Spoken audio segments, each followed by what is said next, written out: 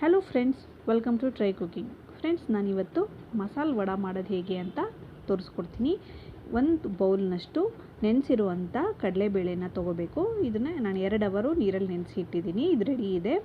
ಈಗ ಈ ರೀತಿ ಮಿಕ್ಸಿ ಜಾರ್ ತೊಗೊಂಡು ಅದರಲ್ಲಿ ನಾವು ಸ್ವಲ್ಪ ಮಸಾಲೆನ ರುಬ್ಕೊಳ್ಳೋಣ. ಇಲ್ಲಿ ನಾನು 6 ಒಣಮೆಣಸಿನ್ಕಾಯಿ, 4 ನಾನು ಹಸಿಮೆಣಸಿನ್ಕಾಯಿ, ಹಾಗೆ 2 ಇಂಚಿನಷ್ಟು ಶುಂಠಿ, ಹಾಗೆ 20 ಹೆಸಳು, ನಾನು ಬೆಳ್ಳುಳ್ಳಿ, ಹಾಗೆ ನಾನು ಇಲ್ಲಿ ಕಲ್ಲುಪ್ಪು ಕೂಡ ಸೇರಿಸಿ ಇದನ್ನು ರುಬ್ಕೋತಾ ಇದ್ದೀನಿ.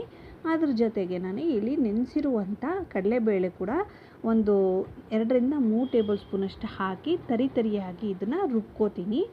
ಎಲ್ಲನೂ ಒಟ್ಟಿಗೆ ಹಾಕೋದು ಬೇಡ. ಈ ರೀತಿಯಾಗಿ ಇದು ಸ್ವಲ್ಪ ಮೆಣಸಿನ್ಕಾಯಿ ಹಾಗೆ ಜಿಂಜರೆಲ್ಲ ಸ್ವಲ್ಪ ತರಿಯಾಗಿ ರುಬ್ಕೊಳ್ಳೋ ರೀತಿಯಲ್ಲಿ ಸ್ವಲ್ಪನೇ ಹಾಕಿ ಬೇಳೆನ ರುಬ್ಕೋತೀನಿ.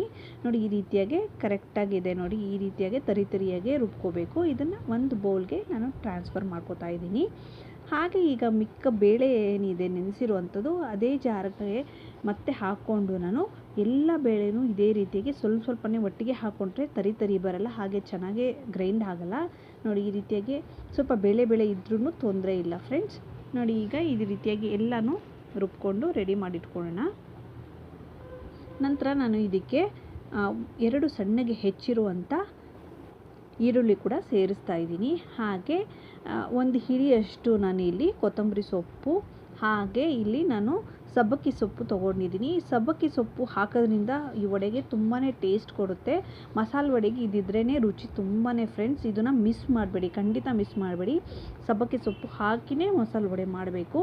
ನಂತರ ಇದಕ್ಕೆ ನಾನು 1 ಟೇಬಲ್ ಸ್ಪೂನಷ್ಟು ನಾನು ಇಲ್ಲಿ ಗರಿ ಬರೋದಕ್ಕೋಸ್ಕರ ಅಕ್ಕಿ ಹಿಟ್ಟನ್ನು ಸೇರಿಸ್ತಾ ಇದ್ದೀನಿ. ಅಕ್ಕಿ ಹಿಟ್ಟು ಹಾಕೋದ್ರಿಂದ ತುಂಬಾ ಗರಿ ಬರುತ್ತೆ. ಹಾಗೆ 1 ಪಿಂಚಿನಷ್ಟು ಅಡುಗೆ ಸೋಡಾ ಕೂಡ ಸೇರಿಸ್ತಾ ಇದ್ದೀನಿ. ಈಗ ಎಲ್ಲನೂ ಹೊಂದ್ಕೊಳ್ಳೋ ರೀತಿಯಲ್ಲಿ ಚೆನ್ನಾಗಿ ಮಿಕ್ಸ್ ಮಾಡ್ಕೊಳ್ಳೋಣ.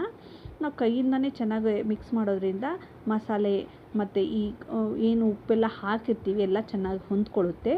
ನೋಡಿ, ಈಗ ಈ ರೀತಿಯಾಗಿ ಮಿಕ್ಸ್ ಆದಮೇಲೆ ನೋಡಿ, ಕನ್ಸಿಸ್ಟೆನ್ಸಿ ಕೂಡ ಈ ರೀತಿ ಇರಬೇಕು. ನೀರು ಥರ ನೀರು ಹಾಕಿ ಯಾವತ್ತೂ ರುಬ್ಬಬೇಡಿ, ಹಾಗೆ ರುಬ್ಬಬೇಕು.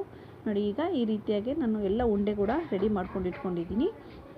ಈ ರೀತಿಯಾಗಿ ಸ್ವಲ್ಪ ಬೆರಳಿಂದನೇ ತಟ್ಟಿಬಿಟ್ಟು ಎಣ್ಣೆ ಕೂಡ ಕಾದಿದೆ. ನೋಡಿ, ಈಗ ಒಂದೊಂದೇ ವಡೆನ ಈ ರೀತಿಯಾಗಿ ನಾನು ಕಾದ ಎಣ್ಣೆಯಲ್ಲಿ ಬಿಡ್ತಿದ್ದೀನಿ. ಇದು ತುಂಬ ಈಸಿಯಾಗಿ ತಟ್ಕೋಬೋದು. ಈ ರೀತಿಯಾಗಿ ಉಂಡೆ ಮಾಡಿಟ್ಕೊಂಡ್ಬಿಟ್ರೆ ನಾವು ಫಟಾಫಟ ಅಂತ ಬೇಗ ಹಾಕ್ಕೋಬೋದು. ನೋಡಿ, ಈ ರೀತಿಯಾಗಿ ಎಲ್ಲ ವಡೆನೂ ಹಾಕ್ಕೊಂಡ್ಮೇಲೆ ಇದನ್ನು 2 ಬದಿನೂ ತಿರುಗಿಸ್ಬಿಟ್ಟು ನಾವು ಸ್ವಲ್ಪ ಗೋಲ್ಡನ್ ಬ್ರೌನ್ ಬರೋವರೆಗೂ ಇದನ್ನು ನಾವು ಚೆನ್ನಾಗಿ ರೋಸ್ಟ್ ಮಾಡ್ಕೊಳ್ಳೋಣ. ನೋಡಿ, ಈಗ ಚೆನ್ನಾಗಿ ಎಣ್ಣೆ ಕೂಡ ಕಾದಿದೆ. ನಮ್ಮ ವಡೆ ಕೂಡ ರೆಡಿ ಆಗ್ತಿದೆ ಫ್ರೆಂಡ್ಸ್. ಇದು ತುಂಬಾ ಟೇಸ್ಟಿಯಾಗಿರುತ್ತೆ. ನಮ್ಮ ಕರ್ನಾಟಕದಲ್ಲಂತೂ ಇದು ತುಂಬಾ ಫೇಮಸ್ಸು. ನೀವು ಕೂಡ ನಿಮ್ಮ ಮನೇಲಿ ಖಂಡಿತ ಟ್ರೈ ಮಾಡಿ, ತುಂಬಾ ಇಷ್ಟಪಟ್ಟು ತಿಂತೀರಾ. ನೋಡಿ, ಈಗ ವಡೆ ಕೂಡ ರೆಡಿ ಆಗಿದೆ. ಇದನ್ನು ನಾನು ಟಿಶ್ಯೂ ಪೇಪರ್ ಮೇಲೆ ಹಾಕ್ಕೋತಾ ಇದ್ದೀನಿ. ಎಲ್ಲ ವಡೆನೂ ಈ ರೀತಿಗೆ ಟಿಶ್ಯೂ ಪೇಪರ್ ಮೇಲೆ ತೆಗೆದು ಇಟ್ಕೋತೀನಿ. ಈಗ ಸರ್ವಿಂಗ್ ಪ್ಲೇಟ್ಗೆ ನಾನು ಇದನ್ನು ಸರ್ವ್ ಮಾಡ್ತಾ ಇದ್ದೀನಿ. ಪ್ಲೇಟಿಂಗ್ ಮಾಡ್ಕೊಂಡಿದ್ದೀನಿ. ಈಗ ಬಿಸಿ ಮಸಾಲೆ ವಡೆ ರೆಡಿ ಇದೆ. ನೀವು ನಿಮ್ಮ ಮನೇಲಿ ಖಂಡಿತ ಟ್ರೈ ಮಾಡಿ. ಹಾಗೆ ರೆಸಿಪಿ ಹೇಗಿತ್ತು ಅಂತ ಕಮೆಂಟ್ಸ್ ಮೂಲಕ ತಿಳಿಸಿ.